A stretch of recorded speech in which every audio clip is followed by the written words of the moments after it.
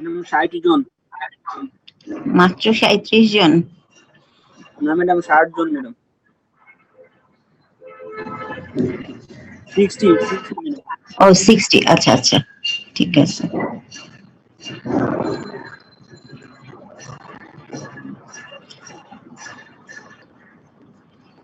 আচ্ছা, আজকে আমি তোমাদেরকে পড়াবো বেসাল গ্যাংলিয়া, হাইপোথ্যালামাস আর লিম্বিক সিস্টেম। ঠিক আছে? তো হাইপোথ্যালামাসের তো অনেক রকমের ফাংশন আছে। মেইন হাইপোথ্যালামাস আমরা কোথায় পড়েছি বলো তো এর আগে? কোন সিস্টেমে হাইপোথ্যালামাসটা পড়া হয়েছে আমাদের? ম্যাডাম হ্যাঁ, এন্ডোক্রাইন সিস্টেমে। তাহলে হাইপোথ্যালামাসকে একটা মিক্সড গ্ল্যান্ড বলা যায়, তাই না? কেন এটাকে মিক্সড গ্ল্যান্ড বলবো? কারণ এক্সোক্রাইন এন্ডোক্রাইন ফাংশন দুটোই আছে। হ্যাঁ হ্যাঁ, কারণ এটা এক্সোক্রাইন এবং এন্ডোক্রাইন ফাংশন দুটোই আছে।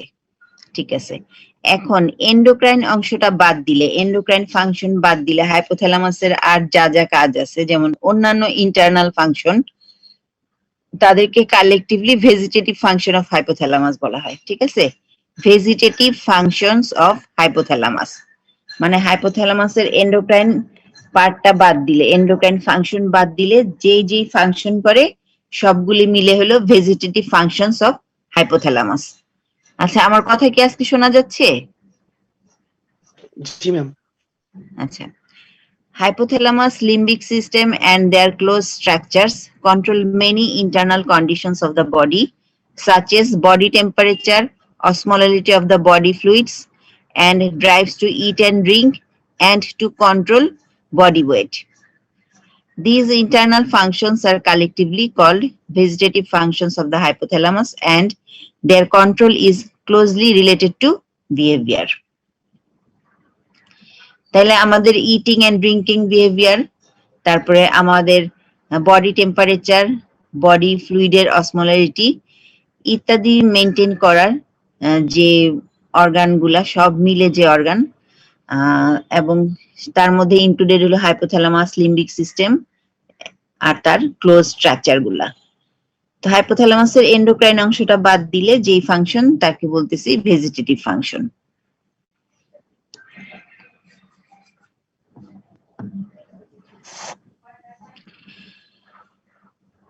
এখন দেখো, হাইপোথ্যালামাস, তারপরে হলো হিপোক্যাম্পাস, অ্যামিগডালা, সিঙ্গুলেট জাইরাস ইত্যাদি মিলে লিম্বিক সিস্টেম তৈরি করে। তো লিম্বিক সিস্টেমটা আমাদের ইমোশন এবং বিহেভিয়ারকে কন্ট্রোল করে। হলো কম্পোনেন্টস অফ লিম্বিক সিস্টেম। হাইপোথ্যালামাসের একটা মেইন ফাংশন হলো cardiovascular regulation. Stimulation in the posterior and lateral hypothalamus increases the arterial pressure and heart rate. Posterior এবং lateral hypothalamusটা যদি stimulated হয় তখন arterial pressure এবং heart rate বাড়ায়। Whereas stimulation in the preoptic area often has opposite effects, causing a decrease in both heart rate and arterial pressure. তাইলে preoptic area stimulated হলে opposite reaction হবে। Regulation of body temperature, এটা খুব important. হাইপোথ্যালামাসের একটা ফাংশনও যদি পরীক্ষায় আসে তাহলে সেটা হলো বডি টেম্পারেচার রেগুলেশন। এটা একটু ভাগ করে আসে, কখনো কোল্ড ক্লাইমেটে, কখনো হট ক্লাইমেটে। বলা হয় যে describe the regulation of mechanism of regulation of body temperature in hot climate or in cold climate. When the anterior portion of the hypothalamus, especially the preoptic area, is concerned with the regulation of body temperature, an increase in the temperature of the blood flowing through this area increases the activity of temperature sensitive neurons. Whereas a decrease in temperature decreases their activity. In turn, these neurons control mechanisms for increasing or decreasing body temperature. তাইলে anterior portion of hypothalamus, especially preoptic area, concerned with regulation of body temperature.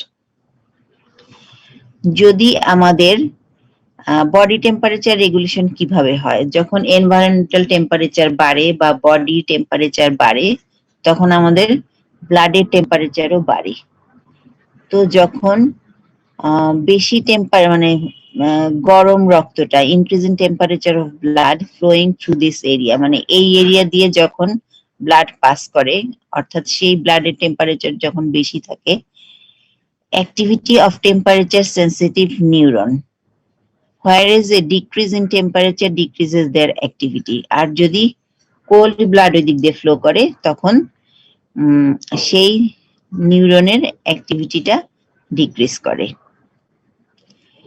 এইভাবেই in turn these neurons control mechanism for increasing or decreasing body temperature.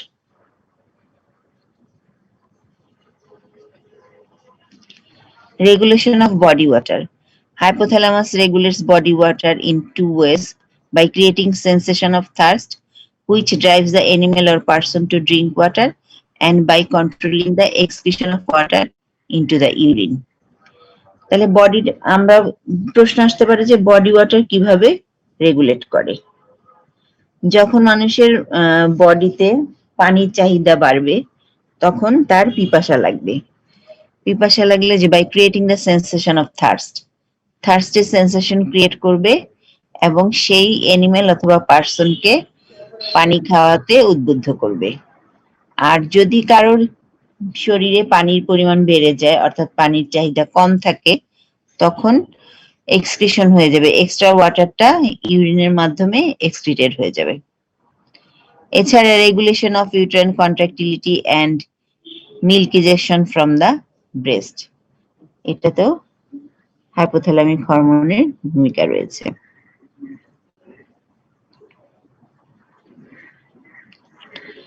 আচ্ছা, যেখানে আমি তোমাদেরকে বললাম যে temperature regulation করে, এটা তোমরা বই থেকে ডিটেলস পড়বা যে কিভাবে হট ক্লাইমেটে আর কিভাবে কোল্ড ক্লাইমেটে টেম্পারেচার রেগুলেশন হতেছে।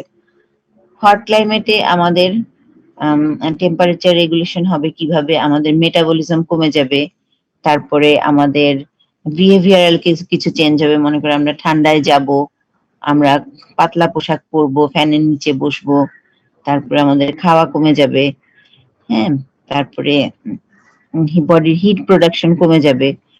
মানে মেইন মেকানিজম হলো হিট লসটা বাড়াবে, হিট প্রোডাকশন কমাবে। হিট লস বাড়াতে গেলে ভেসেলটা ডাইলেটেড হয়ে যেতে হবে। মানে বডি টেম্পারেচার রেগুলেট করার জন্য হিট লস এবং হিট গেইন বা হিট প্রোডাকশনের মধ্যে ব্যালেন্স থাকতে হবে, ঠিক আছে?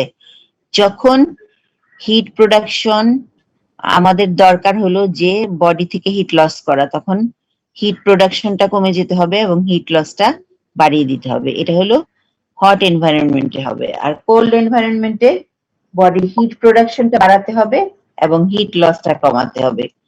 হিট লস কমাতে গেলে কি হবে? ভেসোকনস্ট্রিকশন হবে, আমরা গরম কাপড় পরবো, গরম জায়গায় থাকবো, এসি ফ্যান থেকে দূরে বসবো, তারপরে বেশি খাবার গ্রহণ করব, আর আমাদের হরমোন গুলা হিট প্রোডাকশনে হেল্প করতে থাকবে, যেগুলো ক্যালোরিজেনিক হরমোন হিট প্রোডাকশন করবে, আমাদের অ্যাক্টিভিটিস বাড়বে। এভাবে আমাদের ঠান্ডার মধ্যে আমাদের বডির হিট প্রোডাকশন, টেম্পারেচার রেগুলেশন হবে। Lateral hypothalamic area, stimulation of several areas of this hypothalamus causes experienced extreme hunger, a voracious appetite, and an intense desire to search for food. যদি হাইপোথ্যালামাসের ল্যাটারাল হাইপোথ্যালামিক এরিয়াটা stimulated হয় তখন আমরা অনেক hunger feel করব আর intense desire to search for food. Damage to this area on both sides of the hypothalamus causes to lose desire for food, sometimes causing lethal starvation. মানে খাওয়ার প্রতি এতই অনীহা তৈরি হয়ে যাবে যে একদম সেই জিনিসটা লিথাল হয়ে যাবে, ডেথ পর্যন্ত চলে যাবে।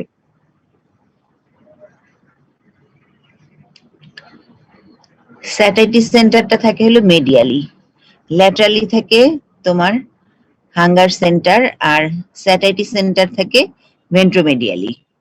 When this center is stimulated electrically, an animal that is eating food suddenly stops eating and shows complete indifference to food. Satiety centre আমাদেরকে এমন ফিলিং করাবে যে আমাদের পেট ভরে গেছে। তাইলে স্যাটাইটি সেন্টারটা তো ভেন্ট্রোমিডিয়ালি থাকে। যদি এটাকে ইলেকট্রিক্যালি স্টিমুলেট করা হয় তাহলে একটা অ্যানিমেল খাচ্ছিল, ওই মুহূর্তে সে খাওয়া স্টপ করে দিবে, তার খাওয়ার স্যাটিসফ্যাকশন চলে আসবে। If this area is destroyed bilaterally, animal cannot be satiated. Hypothalamic hunger centers become overactive, so it has a voracious appetite resulting eventually in tremendous obesity. যদি স্যাটাইটি সেন্টারটা ডেস্ট্রয়েড হয়ে যায় তাহলে তো সে কখনোই স্যাটিসফাইড হবে না। সে খাবে খাবে খাবে, কিন্তু তার কখনোই ওই ফিলিংসটা হবে না যে তার পেট ভর্তি হচ্ছে, এজন্য সে খেতেই থাকবে এবং ট্রিমেন্ডাস ওবেসিটির দিকে চলে যাবে। আচ্ছা, তাহলে বলো তো কোন সেন্টারটা ডেস্ট্রয়েড হলে ওবেস হবে আর কোন সেন্টার ডেস্ট্রয়েড হলে ডেথ হবে?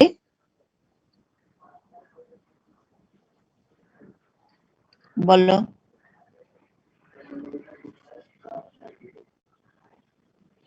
শোনা যাচ্ছে আদৌ?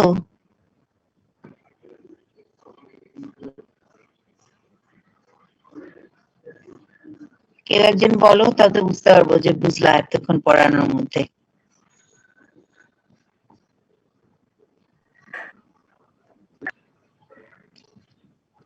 কেউ একজন তো বলো। ম্যাম ভেন্ট্রোমিডিয়াল নিউক্লিয়াইটা যদি ডিস্ট্রয়েড হয়ে যায় তাহলে ম্যাম ওবেসিটিতে মারা যাবে। না, ওবেসিটি হবে, ওবেসিটিতে মারা যাবে না, মানে সে এক্সট্রিম ওবেস হয়ে যাবে, যেহেতু তার স্যাটাইটি সেন্টার নষ্ট হয়ে গেছে, মানে খাবার স্টপ করতে পারবে না, তার সারাক্ষণই মনে হবে যে তার স্যাটিসফ্যাকশন হয় নাই খাওয়ার কারণে। ঠিক আছে, এটা হলো ভেন্ট্রোমিডিয়াল সেন্টারটা ডিস্ট্রয়েড হয়ে গেলে। আর যদি ল্যাটারাল সেন্টার ডিস্ট্রয়েড হয় তখন কি হবে?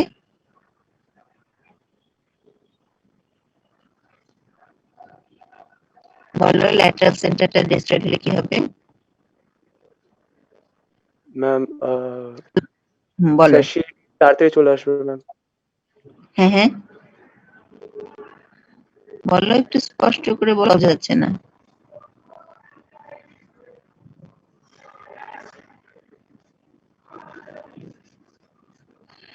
এটা তো খুব সহজ সহজ কথা, তাও বোঝা যেতেছে না।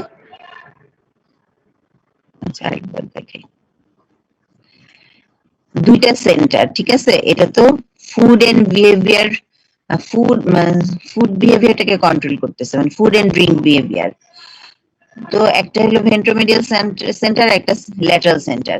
ভেন্ট্রোমিডিয়াল সেন্টারটা হলো স্যাটাইটি সেন্টার, মানে তুমি যে খাচ্ছো তোমার পেট ভরতেছে কিনা সেই সেন্টারটা তোমাকে, সেই সেন্টারটা যখন স্টিমুলেটেড হবে তখন বোঝা যাবে যে পেট ভরে গেছে। পেট ভরার পরে ওইখানে থেকে তুমি একটা ইম্পালস পাবা। কিন্তু যদি এই সেন্টারটা ডিস্ট্রয়েড হয়ে যায় তখন সেই স্যাটিসফ্যাকশনটা আসবে না খাবার, সেই ক্ষেত্রে ট্রিমেন্ডাস ওবেসিটি হবে। আর যদি ল্যাটারাল সেন্টারটা, ল্যাটারাল হাইপোথ্যালামিক এরিয়াটা হলো তোমার, এটা হলো হাঙ্গার সেন্টার। তো এই সেন্টারটা যখন স্টিমুলেটেড হয় তখন আমরা হলো খাওয়ার ইচ্ছাটা ফিল করতে পারি। তো যদি এই সেন্টারটা ডিস্ট্রয়েড হয়ে যায় তাহলে তো সেই প্রাণীটা কখনোই ক্ষুধা বোধ করবে না এবং তার ফলে তার ডেথ হয়ে যাবে, মানে যেহেতু সে খাবে না সে তো ফাইনালি লিথাল কন্ডিশনে চলে যাবে। আচ্ছা, mammillary bodies, another area of the hypothalamus that enters into overall control of gastrointestinal activity is the mammillary bodies. This control actually the patterns of many feeding reflexes such as licking the lips and swallowing. Hypothalamic control of endocrine hormone secretion by the anterior pituitary gland.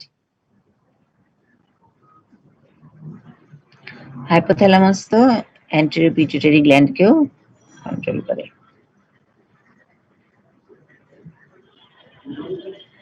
Some of the behavioral effects of stimulation are the following. Stimulation in the lateral hypothalamus not only cause thirst and eating, sometimes leading to overt rage and fighting. Stimulation in the ventromedial nucleus, a sense of satiety, decreased eating, and tranquility. Zone of periventricular nucleus stimulation leads to fear and punishment reactions. Most anterior and most posterior portion of the hypothalamus, sexual drive can be stimulated from these areas.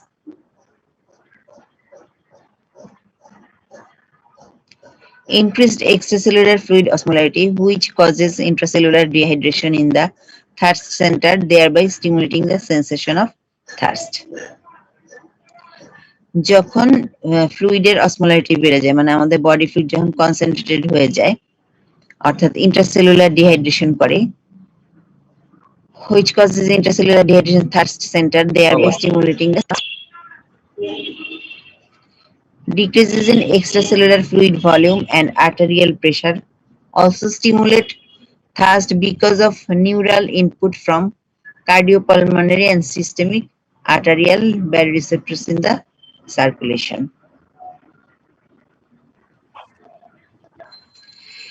Angiotensin II acts as an subfornical organs and on organum vasculosum of the lamina terminalis because angiotensin II is also stimulated by factors associated with hypovolemia and low blood pressure. Its effect on thirst helps to restore blood volume and blood pressure towards normal. Dryness of the mouth and mucous membrane of the esophagus can elicit the sensation of thirst.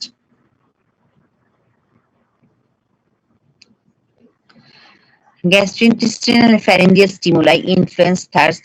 Gastrointestinal distension may partially alleviate thirst. আচ্ছা, যখন plasma osmolarity বেড়ে যায় তখন increase thirst, blood volume কমে গেলে thirst বাড়বে, blood pressure কমে গেলে অ্যাঞ্জিওটেনসিন 2 বাড়লে এবং ড্রাইনেস অফ মাউথ হলে থার্স্ট বাড়ে। আর থার্স্ট কমবে কখন? প্লাজমা অসমোলারিটি কমে গেলে, ব্লাড ভলিউম বাড়লে, ব্লাড প্রেশার বাড়লে, অ্যাঞ্জিওটেনসিন 2 কমলে আর গ্যাস্ট্রিক ডিস্টেনশনে।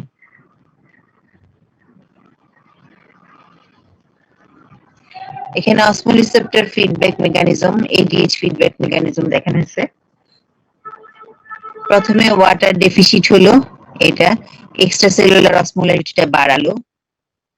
অসমোরিসেপ্টর স্টিমুলেটেড হলো, পোস্টেরিয়র পিটুইটারি থেকে এডিএইচ সিক্রেটেড হবে, প্লাজমা এডিএইচ লেভেল বাড়লো। Water permeability in distal tubule and collecting duct সেটা বাড়লো, ওয়াটার রিঅ্যাবজর্পশন বাড়লো, ওয়াটার এক্সক্রিশনটা কমলো, বাস এ ফাইনালি গিয়ে তোমার থার্স্টের মানে যে সে পিপাসা হয়েছিল সেটা দূর হলো। আচ্ছা, আজকে তোমাদের এই হাইপোথ্যালামাসের সাথে আরেকটা ছোট্ট টপিক পড়াবো, সেটা হলো বেসাল গ্যাংলিয়া।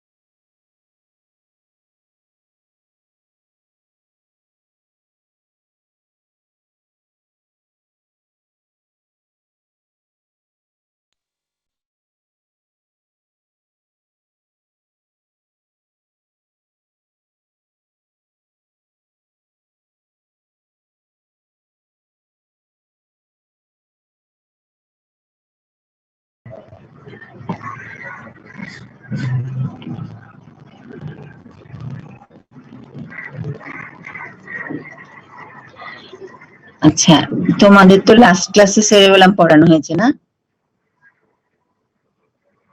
জি ম্যাম। Yes, ma'am. সেরেবেলামের মতন সেরেবেলামের মেইন ফাংশন কি ছিল বলো তো? এক কথা যদি বলতে বলা হয় যে what is the main function of Coordination সেরেবেলাম? of movements. Ma'am, balance and coordination of movements. হ্যাঁ, টোন পোস্টার ইকুইলিব্রিয়াম, এক কথায় বলা যায় যে টোন পোস্টার ইকুইলিব্রিয়াম মেইনটেইন করে।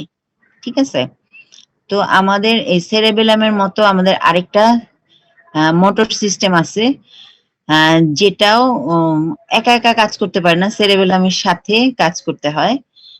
সেটাও তোমার হেল্প করে আর কি, বিভিন্ন মোটর ফাংশনে হেল্প করে। তো like cerebellum, another accessory motor system functions usually not by itself but in close association with the cerebral cortex. সেটার নাম হলো basal ganglia. It receives input signal from the cerebral cortex and returns output signals back to the cerebral cortex. Cerebral cortex থেকে input signal আসার পরে কি করতে হবে? আউটপুটটা আবার cerebral cortex-এই ব্যাক করে। Basal ganglia helps to plan and control complex pattern of muscle movement. এটা মেইনলি basal gangliaর মেইন ফাংশন হলো প্ল্যান করতে এবং কন্ট্রোল করতে সাহায্য করে কি? কমপ্লেক্স প্যাটার্ন অফ মাসল মুভমেন্টের যে কমপ্লেক্স প্যাটার্ন আছে সেটাকে সেই কাজের মানে সেই মুভমেন্টের প্ল্যানিং করে এবং সেই মুভমেন্টকে কন্ট্রোল করে।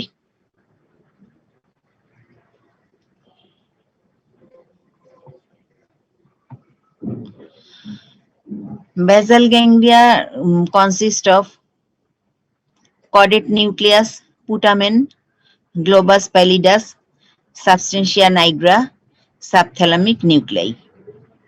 এই কয়েকটা নিউক্লিয়াস মিলে, এগুলা নিউক্লিয়াস মিলে হলো basal ganglia তৈরি হয়। caudate nucleus, putamen, globus pallidus, substantia nigra and subthalamic nuclei.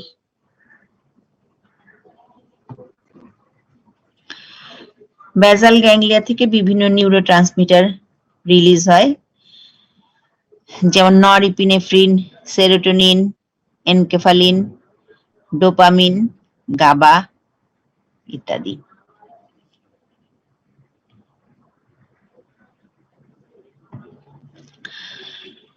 basal gangliaর মেইন ফাংশন হলো it control complex pattern of motor activity, যেমন টাইমিং এন্ড স্কেলিং, কাজের টাইমিং এবং স্কেলিং অর্থাৎ rapidity and size of work, যে কোন সময় করতে হবে এবং কতটুকু পরিমাণ করতে হবে, by planning and programming of the movement.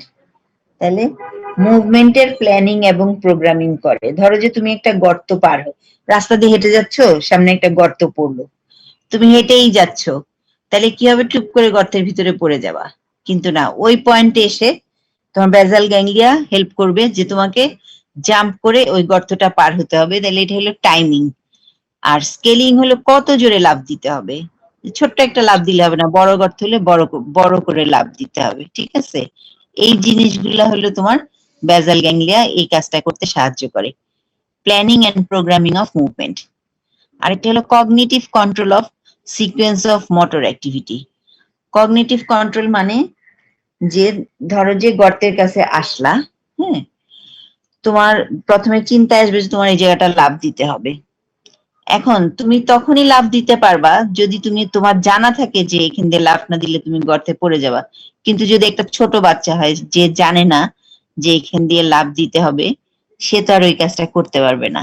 ঠিক আছে, এর জন্য thinking process of brain using both current sensory input মানে সে দেখলো যে সামনে একটা গর্ত আছে, with information already stored in memory তো স্টোর থাকতে হবে যে গর্ত থাকলে লাফ দিতে হবে, এই মেমোরিটা জানা থাকা লাগবে। যদি এই মেমোরিটা স্টোরড না থাকে, দ্যাট মিনস ছোট বাচ্চাদের ক্ষেত্রে যেটা হয় যে তারা কেন গর্তের ভিতরে পড়ে যাবে তারা জানে না, তাদের মেমোরিতে এই ইনফরমেশনটা নাই যে তাদের গর্ত আসলে জাম্প করতে হবে। তাইলে cognitive control of sequence of motor activity কিভাবে হলো? Thinking process of brain using both current sensory input to the brain with information already stored in memory. যেটা অলরেডি মেমোরিতে জমা আছে সেটার সাথে কারেন্ট ইনফরমেশন, কারেন্ট সেন্সরি ইনপুটটা কাজে লাগিয়ে তোমার planning and programming of movement, এইটাই হলো বেসাল গ্যাংলিয়ার মেইন ফাংশন। কিন্তু বেসাল গ্যাংলিয়া একা একা কাজ করতে পারে না, তাকে সেরেব্রাল কর্টেক্সের সহায়তা নিয়ে কাজ করতে হয়। অর্থাৎ ইনফরমেশন গুলা সেরেব্রাল কর্টেক্সে সেন্ড করে এবং সেখান থেকে আবার একটা আউটপুট সিগন্যাল আসে যে এখন কি করতে হবে, সেটা আবার ব্যাক করে, তখন অ্যাক্টিভিটিসটা সম্পন্ন হয়। এখন আমরা দেখি ডিসফাংশন কি। যেহেতু ফাংশন জানলাম যে প্ল্যানিং এন্ড, আমরা ফাংশন কি জানলাম?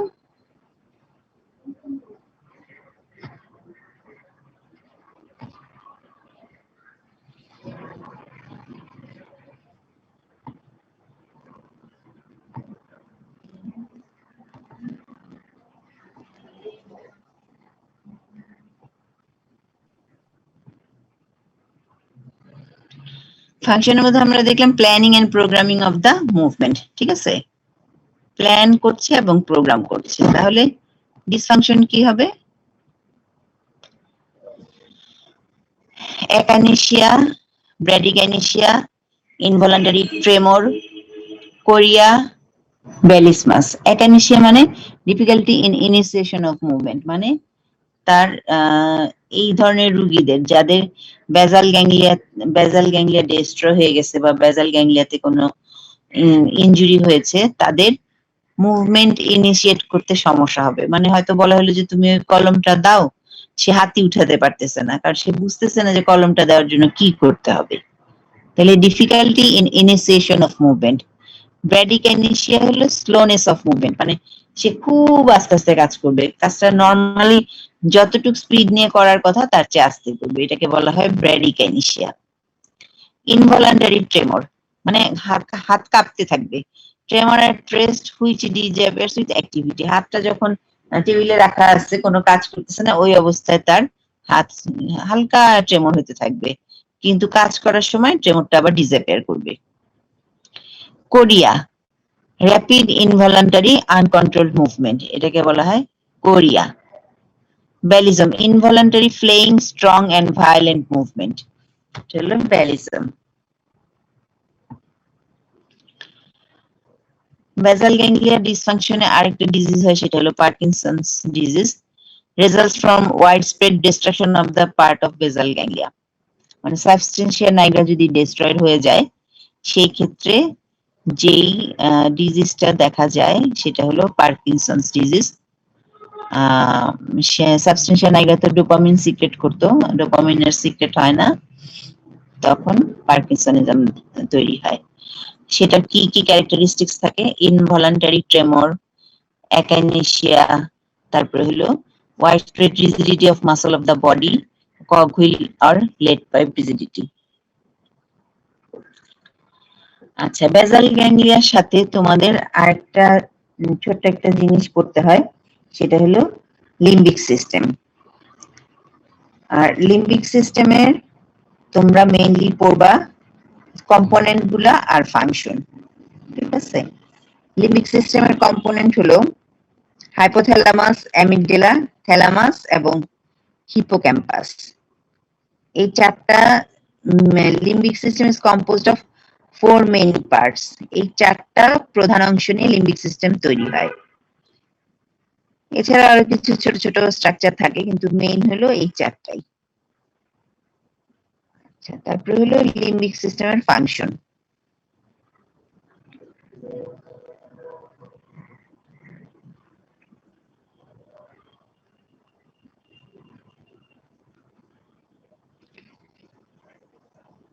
It is the home.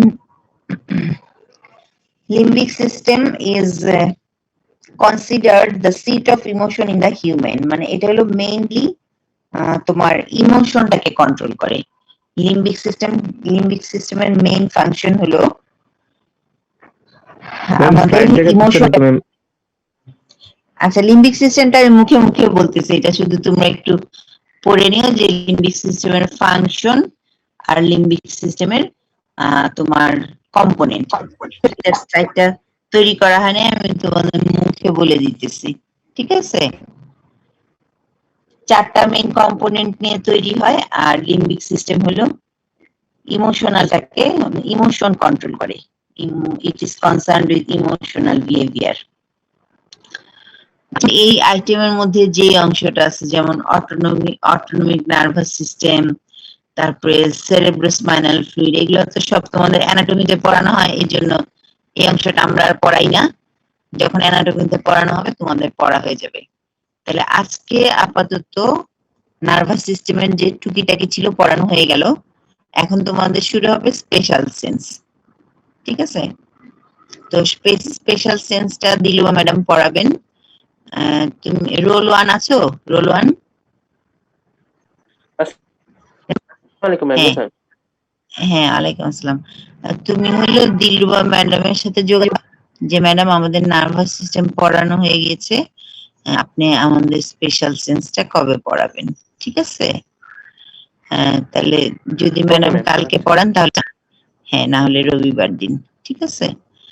তোমরা চাইলে কালকের দিনটা গ্যাপও নিতে পারো, যদি রোববার থেকে, যে ম্যাডাম আমরা রোববার থেকে শুরু করি। আর তোমাদের আইটেম গুলা কি হচ্ছে ঠিকঠাক মতো ক্লাসে? ইয়েস ম্যাম, হচ্ছে। আচ্ছা, এখন কি এন্ডোক্রাইনের আইটেম চলছে তোমাদের? মানে আমাদের রিপ্রোডাক্টিভ ম্যাডাম শুরু হয়েছে, রিপ্রোডাক্টিভ ম্যাডাম শেষের পথে। আর ম্যাডাম ইয়াটা এখনো শুরু হয়নি ম্যাডাম, নার্ভাস সিস্টেম নিয়ে এটা এখনো শুরু হয়নি। নার্ভাস সিস্টেম, আচ্ছা ঠিক আছে। তোমরা একটু আইটেম গুলো আপ টু ডেট রাখো, কারণ কলেজ যদি না খুলে তাহলে তো আমাদের এটার উপরে ভিজিলেন্স দিতে হবে। তোমাদের আগের ইয়ারের প্রস্থ ফেব্রুয়ারিতে শুরু হবে। তোমরা কি বাসাকে একদম বসে বসে সময় নষ্ট করতেছো? পড়াশোনা করো অল্প স্বল্প নাকি? হ্যাঁ, করার চেষ্টা করি ম্যাম, ম্যাডাম। টুকটাক ম্যাম। জি ম্যাম, সেটাই। আচ্ছা, ঠিক আছে, একটু পড়া চালায় যাও, কারণ কবে খুলবে সেটা তো বুঝতেছি না। খুললে তো এগুলার আবার আইটেম কার্ড ফাইনাল, তারপরে টার্ম ফাইনাল পুরো দমে শুরু হবে। পড়ার চর্চায় থেকো। আর তাহলে আজকে এতটুকুই, তোমরা ম্যামের সাথে যোগাযোগ করো, ঠিক আছে? আর পার্সেন্টেজটা পাঠিয়ে দিও। আচ্ছা, গতদিন বললাম, হ্যাঁ রাগিব, গত বুধবারের ক্লাসে 5টা ব্যাচের পার্সেন্টেজ পাঠানো হয়েছিল, বাকি 3টা পাঠাও নাই। আমি তো বাকি 3টা দিতে পারি নাই, 4টা ব্যাচেরই পাঠাতে, ঠিক আছে? ম্যাম আমি তাহলে দেখতেছি, দেখি ম্যাডাম আমি আমার থেকে সেন্ড করতেছি। হ্যাঁ হ্যাঁ, আচ্ছা ঠিক আছে, তাহলে এন্ড হয়ে যাচ্ছি। ঠিক আছে ম্যাম, আচ্ছা, আসসালামু আলাইকুম। হ্যাঁ, ওয়ালাইকুম আসসালাম। থ্যাংক ইউ ম্যাডাম, আসসালামু আলাইকুম। হ্যাঁ, ওয়ালাইকুম আসসালাম। ভালো মতো পড়াশোনা করো, ইনশাল্লাহ আবার কথা হবে।